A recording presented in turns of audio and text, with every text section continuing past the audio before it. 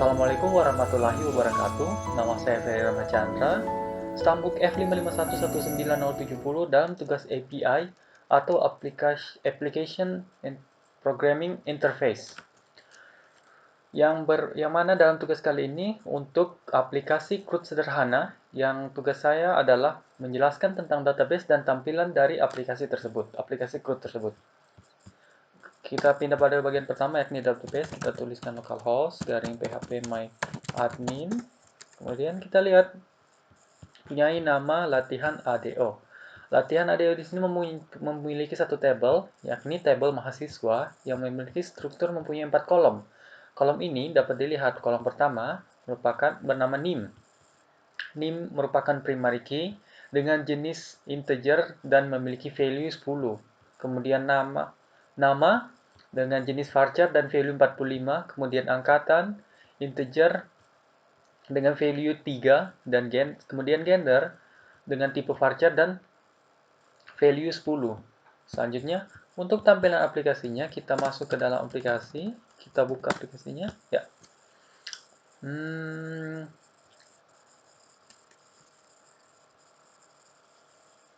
Sedang membuka aplikasi. Hal yang pertama dilihat adalah di sini terdapat main window, yakni aplikasi CRUD-nya di sini diletakkan. Kemudian ada grid yang kotak ini. Ya, ini kotaknya, ini grid. Kemudian ini adalah group box untuk menempatkan. Di sini ada label dengan nama input data, label name, label nama, label angkatan, dan label gender. Kemudian ini ada text box dengan segala ini merupakan properti-propertinya sehingga dapat terletak seperti ini. Di sini sebagai contoh, input data memiliki horizontal alignment di left, height-nya 230, margin-nya 36,30,00 dengan vertical alignment-nya. Untuk atas bawahnya dia di top, dan width atau kelebarannya adalah 472. Begitu pula pada komponen-komponen selanjutnya, ada NIM, kemudian nama, angkatan, gender, dengan masing-masing di sini ada text box pada NIM, nama, angkatan, dan selanjutnya di gender dia mempunyai combo box. Lanjut di bagian bawah, di sini terdapat insert, tombol insert, kemudian tombol update, dan kemudian tombol delete. Selanjutnya masuk pada data grid. Data grid di sini yang perlu diperhatikan adalah dalam menghubungkan data grid diperhatikan di sini pada bagian kolom bindingnya, binding path atau jalan yang terhubung dari data grid kolom yang ini atau kolom pertama adalah path name. Dapat dilihat di sini headernya NIM. Berarti yang terhubung di sini ini adalah NIM. Ini memiliki kesamaan. Ya, kita buka kembali localhost garing php my admin. Kita buka kembali ya. Di sini di bagian latihan ADO. Latihan ADO ini di bagian SQL. Bukan. Kita buka dulu. Jadi bagian strukturnya ya. Di struktur pertama dia ada NIM. Kemudian kedua ada angkatan. Di kedua ada nama. Ya, berarti di sini akan terhubung pula dengan kolom pada database yang namanya adalah tanda kutip nama. Kemudian untuk yang ketiga atau di sini terhubung dengan kolom angkatan, dan begitu pula selanjutnya kolom gender. Untuk memastikan bahwa database terhubung dengan aplikasi Anda ini, yang paling penting untuk diperhatikan adalah bagian ini. Pada string konfigurasi server atau server configuration, servernya perlu diingat di sini karena menggunakan exam, yakni menggunakan localhost. Kemudian port di sini, port pada umumnya menggunakan 3306. Hanya saja karena terdapat sedikit anomali pada laptop saya, akan di sini menggunakan 3307. Tetapi yang perlu ditekankan di sini adalah pada umumnya portnya adalah 3306. Kemudian ini UID root, kemudian selanjutnya database adalah nama databasenya, yakni latihan ADO. Seperti kita lihat pada sini. Nih, latihan ADO. Baiklah, mungkin itu saja tampilan depan dari aplikasi CRUD sederhana ini. Penjelasan selanjutnya akan dilanjutkan oleh teman saya. Terima kasih. Oke, baik. Assalamualaikum warahmatullahi wabarakatuh. Nama saya Dharma Kirtis, tambuk F551-19051. Nah, di video ini saya akan menjelaskan mengenai codingan backend dari aplikasi CRUD kelompok saya.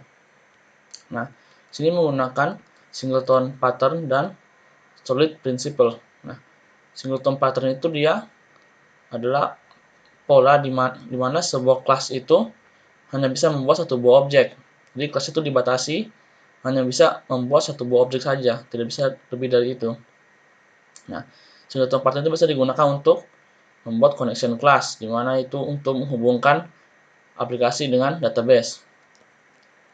Nah, lalu solid principle itu dia merupakan akronim dari ada 5 dia, yaitu solid single responsibility principle, open close principle, disk of substitution principle, interface segregation principle, dan yang terakhir dependency.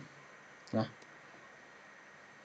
pertama itu single responsibilities, itu maksudnya setiap kelas itu hanya bisa untuk bertugas satu buah tugas saja. Misalnya kelas menulis hanya untuk kelas menulis saja, begitu bagusnya. Jadi satu buah kelas itu hanya menjalankan satu buah tugas. Lalu ada open close principle, itu dia maksudnya sebuah kelas itu bisa dikembangkan, bisa diberikan ekstensi, tetapi tidak boleh dimodifikasi kelasnya. Nah, lalu ada list of substitution, itu maksudnya itu seperti cara membuat abstraksi yang benar. Nah, lalu ada interface segregation principle, itu maksudnya kita tidak boleh memaksa kalian melakukan metode yang tidak diperlukannya. Nah, terakhir itu ada dependency, maksudnya itu high level class yang mengatur business logic itu tidak boleh tergantung dengan low level class, itu yang mengatur algoritma. Nah, selanjutnya kita coding ke sini. Ini kita menggunakan MySQL data.mysql client supaya untuk koneksi ke MySQL-nya. Nah, untuk namespace-nya. Lalu ada kelas mahasiswa DAO. Kelas mahasiswa DAO ini dia ada private MySQL command 0, kosong. Lalu MySQL connection con, untuk buat objek MySQL connection baru. Nah, lalu ada string server conf, ini untuk connection class yang untuk menghubungkan ke database. Ada server localhost port 3306, user ID root, dan database latihan edo. Nah, lalu mahasiswa DAO ini. Mahasiswa DAO ini konstruktor. Lalu dalam sini ada connection stringnya, kita atur objek ini connection stringnya, yaitu server ini, localhost ini. Lalu public dataset get data, ini ada method. Ini gunanya, ini dia akan membuat objek dataset baru. Ini gunanya untuk mengambil data dari database-nya. Jadi kita mengambil data dari database-nya. Nah, ini pertama kita ubah ke koneksinya, lalu buat SQL command baru, lalu kita masukkan dia print SQL. Nah, lalu selesai diambil datanya, ditutup oleh koneksinya. Ini XSM-nya, kalau ada error lalu return ds. Nah, ini dia untuk insert data, dia sebenarnya sama saja di atas. Berarti dia pertama akan membuka koneksi, lalu buat objek SQL command baru, lalu diisi command SQL-nya ini, lalu di execute query-nya, lalu ditutup kembali setelah selesai. Untuk menangkap ada errornya, untuk update data sama saja, dibuka lalu diisi perintah SQL-nya, lalu tutup kembali. Untuk delete data juga sama. Nah, lalu di sini ada kelas mahasiswa CS. Nah, kelas mahasiswa ini gunanya untuk mengambil data dari men-set get dan set data dari database-nya, ini supaya bisa diambil datanya dari database-nya ke dalam aplikasi ini. Oke, baik, mungkin itu saja penjelasan dari saya. Lebih dan kurang yang mohon maaf. Nanti akan lanjutkan oleh teman saya. Assalamualaikum warahmatullahi wabarakatuh. Baik, selanjutnya saya Riyandi Dwi Tama Johari, Stambuk F551-19049 akan menjelaskan kode program pada file mainwindow.xaml.cs. Tetapi saya akan mulai menjelaskannya, melanjutkan penjelasan dari teman saya. Saya akan menjelaskan mulai dari public partial class main window ini. Nah, di mana di dalam kelas main window ini terdapat penginisialisasi objek baru bernama DAO. Nah, dari kelas mahasiswa DAO. Nah, kemudian di sini dibuatkan constructor dari kelas main window itu sendiri, di mana constructor tersebut di dalamnya berisi pemanggilan fungsi initialize component. Nah, dan di sini pada combo box gender ditambahkan dua buah item, yaitu laki-laki dan perempuan. Setelah itu dipanggil fungsi init data grid. Nah, fungsi init data grid yang dipanggil ini dibuat di bawahnya pada baris 127. Nah, di sini fungsi dari init data grid itu yaitu untuk di sini kita bisa lihat pada objek DAO dipanggil di sini fungsi get data. Nah, di mana fungsi get data ini berfungsi untuk menjalankan query select semua from tabel mahasiswa. Nah, jadi di sini secara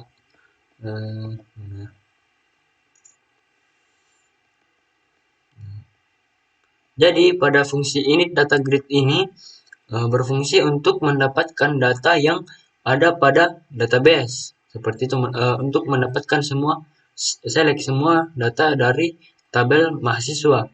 Nah, fungsi data grid ini yaitu menginisialisasikan data grid, komponen data grid yang ada ini. Nah, kemudian di sini ada fungsi button insert. Fungsi ini akan dijalankan apabila event on click pada button insert dilakukan. Nah, di mana di dalam fungsi ini dibuat sebuah objek baru bernama mahasiswa dari kelas mahasiswa. Nah, objek mahasiswa ini kemudian akan dilakukan pengkondisian pemeriksaan apabila textbox name, textbox nama, dan textbox angkatan panjang teksnya itu bernilai 0 atau bisa dikatakan belum ada isinya, maka akan dijalankan blok kode program di bawah ini, yaitu akan ditampilkan pesan setiap data wajib diisi. Nah, berupa pesan warning.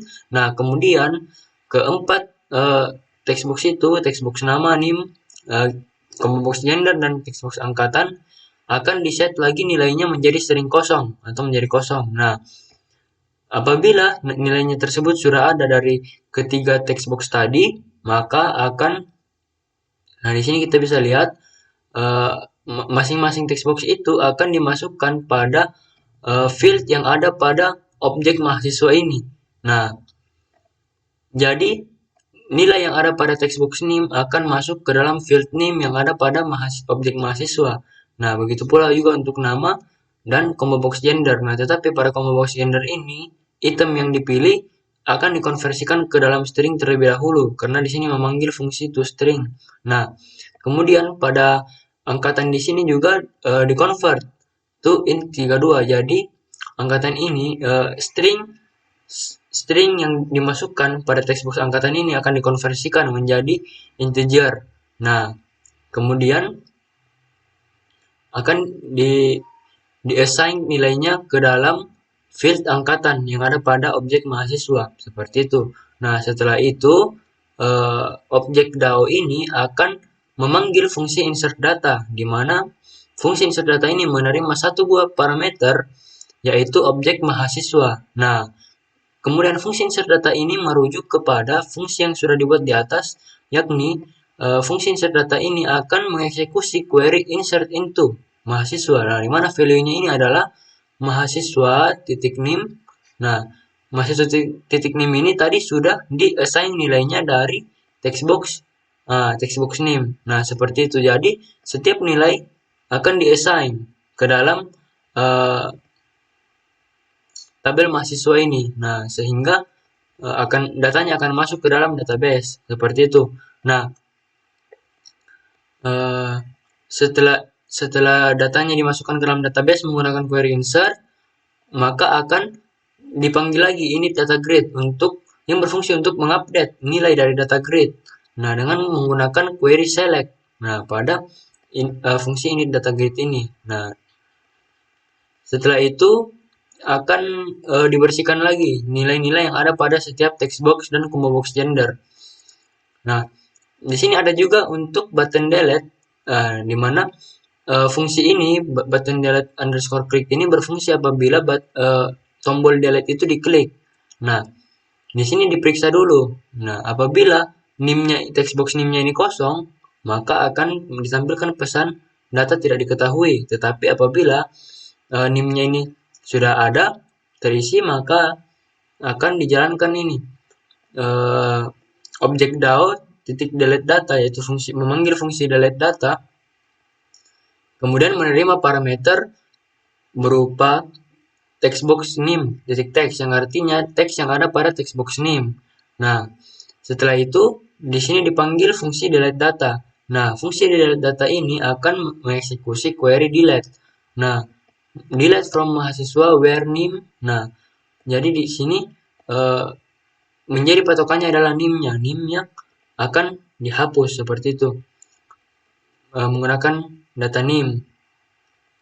Maka data itu akan dihapus. Nah, setelah itu akan dibersihkan lagi setiap text box yang ada dan combo box gender.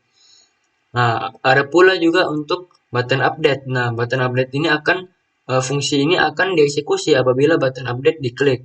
Nah, sama di sini juga terlebih dahulu dibuat objek baru, yaitu objek mahasiswa dari kelas mahasiswa.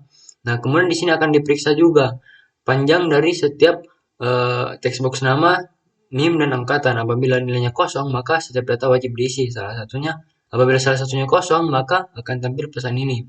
Nah, setelah itu, di sini terjadi juga hal yang sama seperti pada button fungsi button insert. Nah, setiap nilai yang ada pada text box NIM, nama, gender, dan angkatan akan diassign nilainya ke dalam field yang ada pada objek mahasiswa. Setelah itu akan dijalankan fungsi update, akan dipanggil fungsi update data. Nah, fungsi update data ini menerima dua buah parameter, di mana parameter pertama adalah objek mahasiswa itu sendiri, yang objek mahasiswa ini memiliki 4 buah field di dalamnya. Nah, yaitu berupa NIM, nama, gender, dan angkatan. Dan yang kedua, parameter kedua adalah textbox NIM titik text, yaitu teks yang ada pada textbox NIM. Nah, maka di sini pada tadi update data itu akan menjalankan query update. Nah, di sini query update akan mengset NIM berdasarkan field yang ada pada mahasiswa. Akan mengset juga nama berdasarkan nama yang ada pada field mahasiswa tadi. Nah, seperti itu sampai semua data dijalankan. Nah, jadi datanya akan terupdate data yang ada pada DB grid. Nah, data grid. Kemudian di sini dipanggil lagi fungsi init data grid untuk istilahnya untuk memperbaharui nilai yang ada pada data grid. Nah, setelah itu akan dibersihkan kembali teks yang ada pada text box name, nama, angkatan, dan combo box gender. Nah, baik, jadi saya kira itu saja penjelasan dari saya yang dimulai dari tadi ini class main window. Nah, kiranya apa yang saya jelaskan tadi dapat berguna untuk menambah pengetahuan kita, dan lebih kurangnya saya ucapkan terima kasih, mohon maaf. Selanjutnya akan dilanjutkan oleh teman saya. Terima kasih.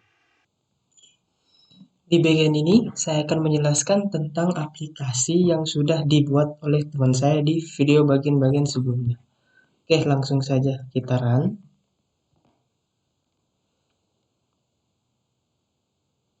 Nah, ini tampilan hasil program yang sukses berjalan. Nah, kita coba untuk menginput data, misal NIM 551 16072. Nama, masukkan nama, kemudian angkatan, terus masukkan gender. Nah, kita tekan insert. Nah, ini data masuk, berhasil di input. Jadi mari kita cek di database apakah terdeteksi atau tidak, maksudnya tersimpan atau tidak. Nah, data yang kita simpan tadi tersave di database. Kemudian mari kita coba lagi